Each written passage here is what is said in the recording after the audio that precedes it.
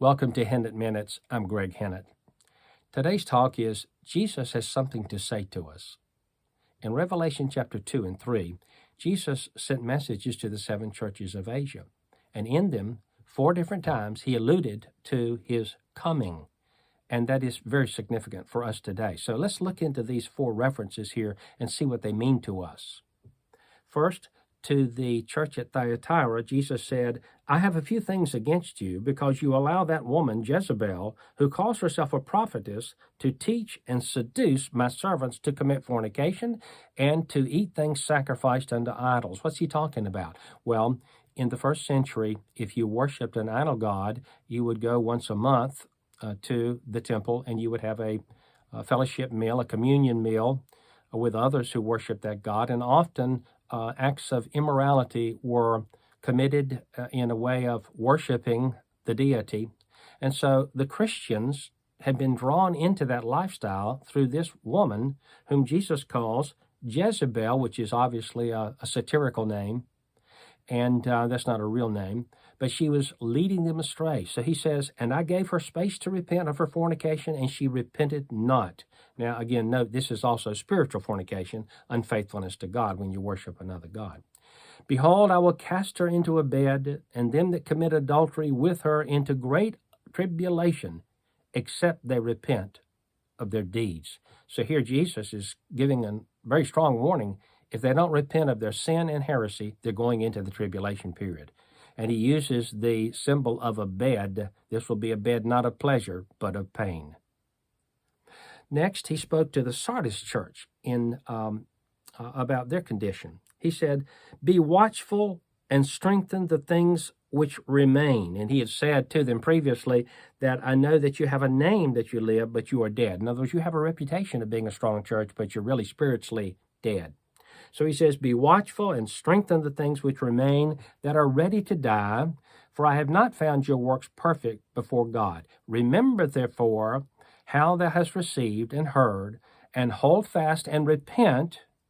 If therefore thou shalt not watch, I will come on thee as a thief, and thou shalt not know at what hour I will come upon thee. So here, he's warning the church at Sardis, which, first of all, was spiritually dead. They were not walking in close relationship with him and revived and strong in the spirit. And B, they were not watchful. They were not watching over their own souls in their spiritual life. They were not watching for each other. They were not watching for the signs of the times and the signs of his coming. They were an unwatchful church. And he said, I'm going to come on you as a thief. Now, what does a thief do? He comes, he steals, and he goes, and you don't even know it. So he's speaking of himself in the same role that he uses in the Gospels. He spoke of himself there as the thief in the night, and Paul uses this same symbolism. This is a clear reference to the rapture, where he will come, the world will not know it, and he will take away his bride church. It will happen suddenly, and Christians who are not prepared will not be taken, just as these Sardis Christians were warned. So these are 2 messages about his coming, and they're negative. Let's look at the other 2. To the faithful remnant in the Thyatira church, he said this, but unto you I say, and unto the rest in Thyatira, those who are faithful, as many as have not this doctrine, the false teaching of the Jezebel prophetess, and who have not known the depths of Satan as they speak, so apparently she said her teachings were very deep, but he calls them the depths of Satan, I will put no other burden upon you.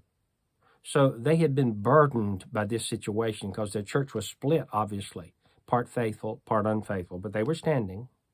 And he said, that which you have already, hold fast till I come. Notice, till I come. So he's saying, till I come for you, or to release you from this trial. Now, in their case, he came in AD 96, the next year after they received this message, by the death of Domitian, the Roman emperor, and he released them from the threat of imminent Roman persecution. Then he said this, and he that overcomes and keeps my works unto the end, to him I will give power over the nations, and he will rule them with a rod of iron. So he's saying, if you are faithful to the end until I come for you, you will rule and reign with me. You will be an extension of my rod of iron authority. Wow, what a promise. And he called them overcomers. The others we would call undercomers, spiritual underachievers. They did not rise up and walk in trust and faith and obedience with God in their trials. Now, to the Philadelphians, he had another thing to say. This is in verse 8. I know your works. Behold, I have set before you an open door, and no man can shut it. For you have a little strength, and you have kept my word, and you have not denied my name. So they had been in a long trial there with the synagogue of Satan, the local Jewish assembly that rejected Jesus' claims as being the Messiah. And so he was saying he had noted that they had held out and they had been faithful. Behold, I will make them of the synagogue of Satan. There again is Jesus' sarcastic terminology, the synagogue of Satan, who say they are Jews and are not, but do lie. Behold, I will make them to come and to worship at your feet and to know that I have loved you. Now listen carefully. Because you have kept the word of my patience, or because you have patiently endured, or because you have persevered in your test, I also will keep you from the hour of temptation which shall come upon all the world to try them that dwell upon the earth. What's he talking about? The tribulation period. So he's promising these faithful overcomers at Philadelphia that he will deliver them from that time. That means they will have no involvement in it. They will be delivered through the rapture. So let's pause and think about this. 4 allusions to his coming. 2 are warnings of those who are not watchful, those who are practicing sin or believing heresy. They will not be taken in the rapture. They will go into the tribulation period. They will be left behind. To the other 2 that were learning to overcome and go through their trials in faith and patience. They were enduring. They were bearing burdens for Christ's sake, carrying their crosses. They were faithful to the end. To those, he said, I'm going to keep you from that time of tribulation that's coming on the whole world, and you're going to rule and reign with me in the millennial reign. You will be an extension of my rod of iron authority. So there you have it. 4 messages that speak to us today. Let me ask you, where are you? Are you practicing sin? Are you believing heretical teaching? Are you not watchful? Then you need to repent. You need to repent now and begin to build a close walk with him and be faithful not only in your close walk, but in your service for Christ. And watch for his coming. Every day, know that the Lord could come and you want to be ready.